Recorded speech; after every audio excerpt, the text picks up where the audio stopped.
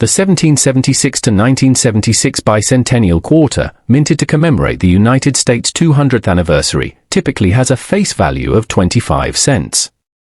However, its actual value can vary based on condition and demand. Circulated condition, generally worth face value, 25 cents. Uncirculated condition, can be worth $1 to $3. Proof condition, can be worth $3 to $5 or more, depending on the specifics. If you have a specific coin in mind, factors like mint mark, P, D, or S, an overall condition can significantly influence its market value. For precise valuation, it's best to consult a coin dealer or use a coin pricing guide.my.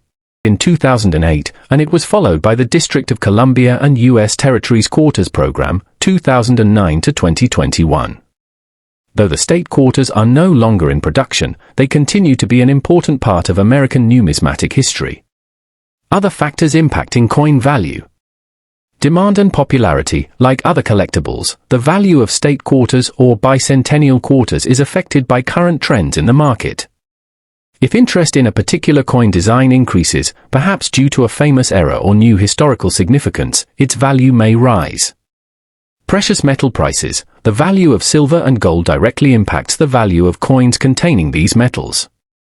For example, state quarters made with silver or bicentennial quarters may rise in value as the price of silver increases. Collector communities, coin enthusiasts and collectors play a significant role in driving demand. The larger the base of collectors looking for specific coins, the more valuable those coins become. Conclusion. While most 1776 to 1976 bicentennial quarters and state quarters are not particularly rare and are worth only a small premium above face value, there are exceptions.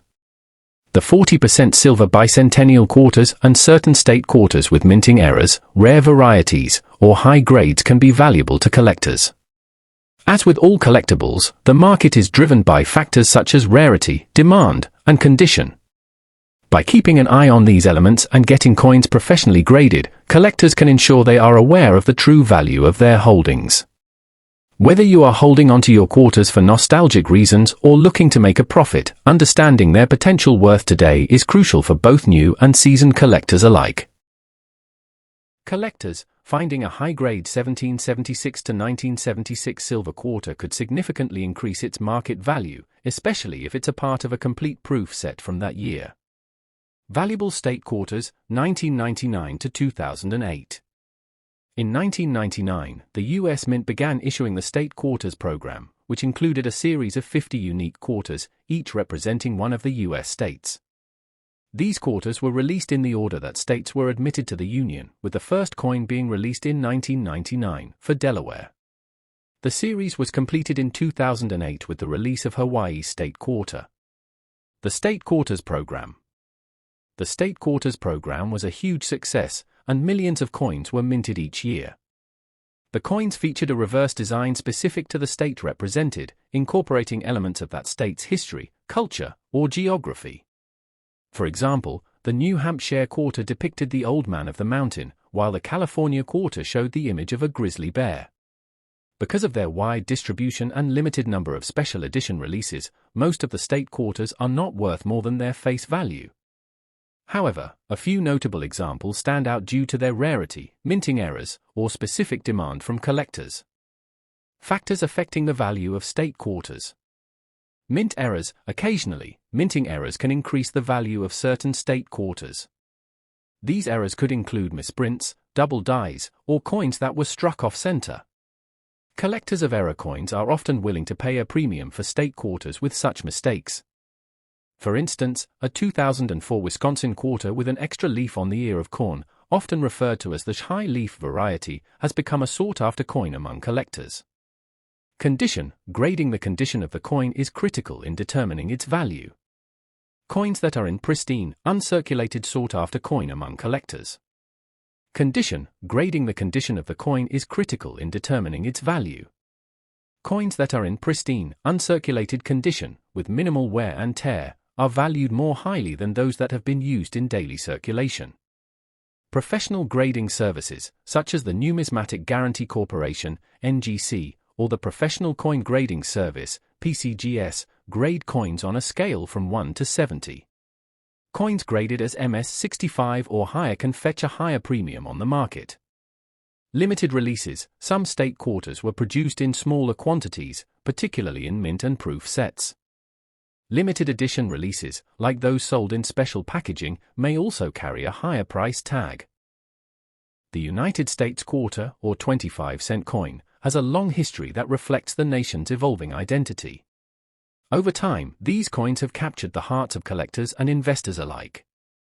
Among the most notable of these coins are the Liberty Quarter dollar, 1776 to 1976, and the state quarters issued from 1999 to 2008.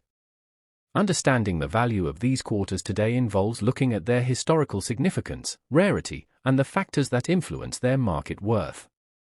In this article, we will examine the Liberty Quarter dollar, including the bicentennial issues, and explore the current value of the state quarters in circulation. The Liberty Quarter dollar, 1776 to 1976. A brief history. The Liberty Quarter, originally known as the Liberty-seated quarter, was introduced in 1838 and was minted until 1891.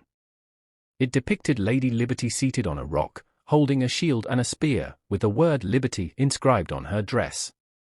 This design was symbolic of the United States' strength and independence. However, the coin underwent several design changes over the years, and by 1932, the U.S. Mint replaced the Liberty-seated design with the Washington Quarter, featuring a portrait of George Washington, the first President of the United States. In 1976, the U.S. Mint issued a special Bicentennial Quarter to commemorate the nation's 200th anniversary. This quarter featured a unique reverse design with the image of the Liberty Bell superimposed on the moon, created by John David Sanford's. The obverse retained the traditional portrait of George Washington. These 1976 bicentennial quarters were minted in large numbers, both in copper-nickel clad and 40% silver versions, and became an important symbol of national pride. Bicentennial quarters, key features and value.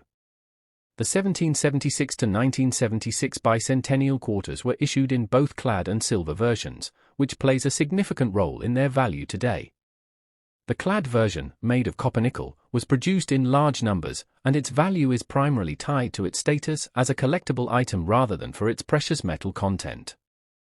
In contrast, the 40% silver versions, which were produced for collectors and issued only in proof sets, are more valuable due to the intrinsic value of silver. Clad bicentennial quarters, 1976. These quarters are generally worth around face value, 25 cents, to a few dollars in uncirculated condition, depending on demand and market conditions.